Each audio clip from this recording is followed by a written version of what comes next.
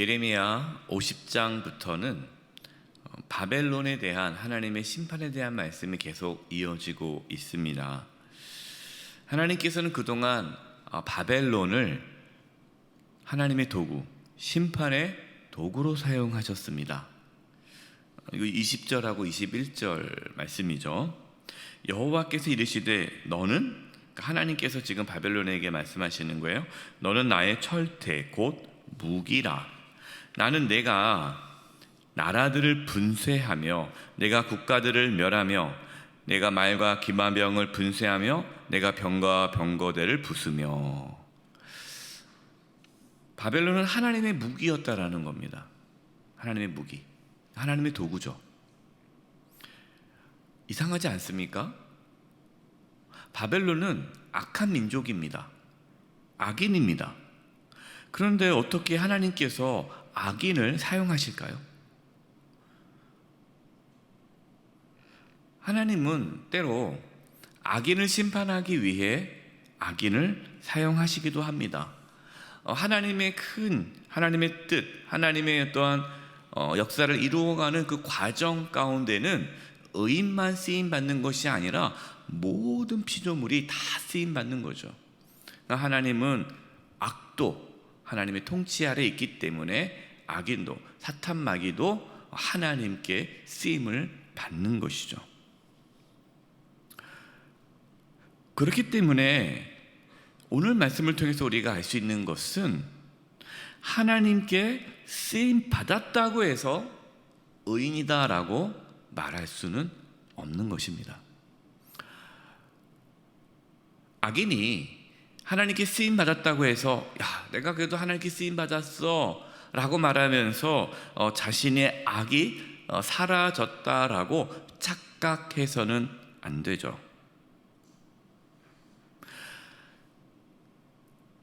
하나님은 바벨론을 도구로 사용하셨지만 바벨론은 자신이 하나님의 도구라는 사실을 잘 알지 못했습니다.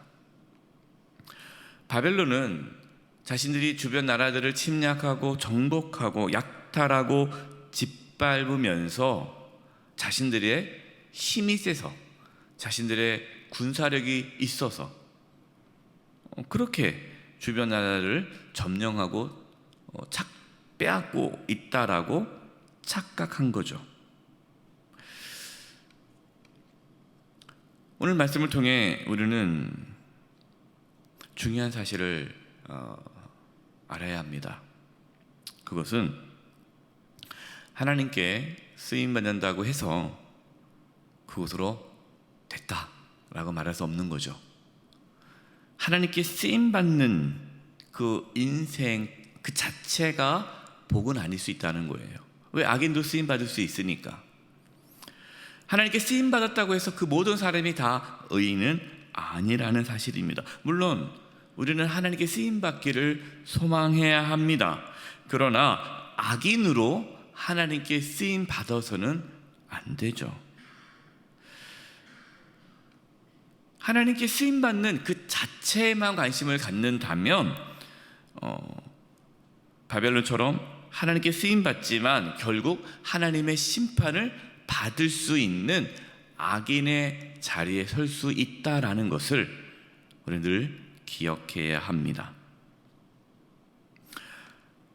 또 우리가 잊지 말아야 두 번째 깨달음은요, 하나님께 쓰임받는 것이 우리 자신이 잘나서가 아님을 알아야 합니다. 하나님께 쓰임받다 보면 자신도 모르게 교만해져요. 하나님께서 나를 어떠한 직분을 주시고 또 어떠한 자리를 맡기시고 또 그걸 통해서 어떠한 일들을 이루어낼 때에 자신도 모르게 내가 능력이 있어서 그렇지, 내가 나 말고 그 일을 누가 할 수 있겠어, 내가 뛰어나서, 내가 잘나서, 내가 훌륭해서 하나님께서 나를 사용하신다라는 착각에 빠질 수 있다라는 것입니다. 하나님께 쓰임 받을수록 더욱 겸손하기 위해 힘써야 합니다. 우리가 주변에 그러한 모습들을 적지 않게 보고 있지 않습니까? 하나님께 쓰임받는 인생을 살다가 교만해져서 무너지는 그런 모습들을 종종 봅니다. 그래서 선줄 알면 넘어질까 조심하라. 어린들 그 부분을 생각해야 되죠. 하나님께서 여러분에게 어떠한 직분을 주셨고 어떠한 일을 주셨고 또 그동안 살아오면서 어떤 일들 정말 하나님께 쓰임받는 삶을 살았고 좀 살고 있고 또 앞으로 살아간 텐데 하나님의 은혜임을 깨닫고 겸손하게 더 겸손하게 하나님 앞에 엎드리고 또 우리 만나는 사람들 앞에 겸손하게 엎드릴 수 있기를 바랍니다. 24절입니다. 24절 말씀을 표준 세번역으로 읽어드리겠습니다. 그러나 이제는 내가 바빌로니아 땅과 바빌로니아 백성에게 원수를 갚겠다. 그들이 시온에서 와서 저지른 모든 죄악을 너희들이 보는 앞에서 내가 그들에게 갚아주겠다. 나 주의 말이다. 이제 하나님께서 이제 이스라엘 백성들에게 유다 백성들에게 주시는 말씀이죠. 바벨론이 유다에 와서 저지른 그 죄악 그대로 갚아주신다라는 거예요. 하나님의 심판의 도구로 쓰임 받았던 바벨론이 이제는 하나님의 심판의 대상이 되었다라는 거죠. 왜 그럴까요? 하나님께 쓰임 받았는데 왜 그럴까요? 이유는 간단하죠.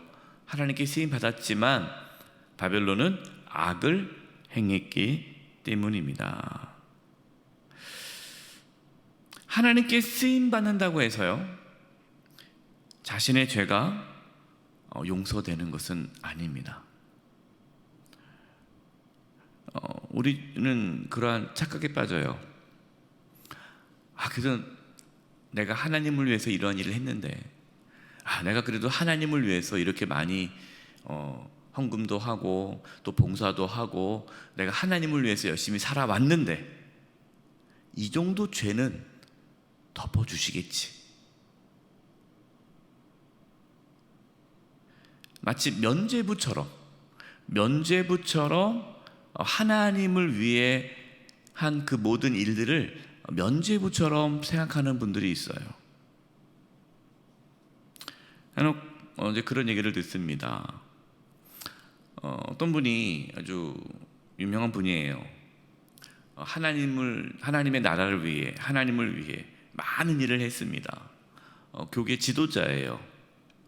근데 그분에게 어떠한 문제가 생겼습니다. 악이 드러났습니다. 잘못이 드러났습니다. 그러면 주변에서 뭐라고 말을 합니까? 그래도 그분이 한국교회를 위해서 얼마나 많은 일을 했어. 그래도 교회를 잘 세웠잖아. 그래도 그분이 한 게 얼마나 훌륭한 일이 많아. 그러니까 이 정도는 덮어줘야 돼. 죄 없는 사람은 누가 있어. 다 우리가 죄인이지. 그 사람이 그동안 해왔던 어떠한 일, 업적, 하나님을 위해서 했던 그 일들을 내세우면서 그 지도자가 범죄한 것, 잘못한 것, 이것을 덮으려는 경향이 우리 가운데 있다라는 거예요. 여러분, 조심해야 합니다. 우리 자신에게도 그렇게 적용을 하죠. 네. 실제로 그런 분들이 적지 않습니다. 일주일 동안 세상에서 하나님께서 기뻐하지 않은 일이라는 걸 알면서 해요. 그 일을 합니다. 그리고 주일날 가서 헌금을 많이 해요. 헌금을 많이 하면서 내가 주중에 잘못한 것들을 상쇄시킬, 뭔가 그거를 덮으려는,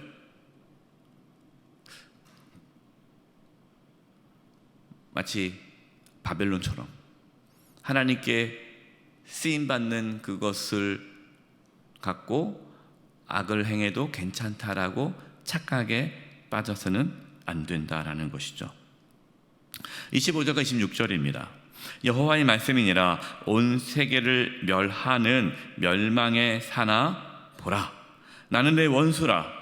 나의 손을 내 위에 펴서 너를 바위에서 굴리고 너로 불탄 산이 되게 할 것이니 사람이 내게서 집 모퉁이 돌이나 기초돌을 취하지 아니할 것이요 너는 영원히 황무지가 될 것이니라. 여호와의 말씀이니라. 우리가 본문을 읽었는데요, 여호와의 말씀이니라는 말씀이 계속 나오죠. 여호와의 말씀이니라, 여호와의 말씀이니라, 여호와의 말씀이니라. 바벨론 제국이 멸망하는 것은 아직 멸망하지 않았어요. 이제 멸망할 거라는 거죠. 이 바벨론 제국이 멸망하는 것은 하나님 말씀의 성취라는 겁니다.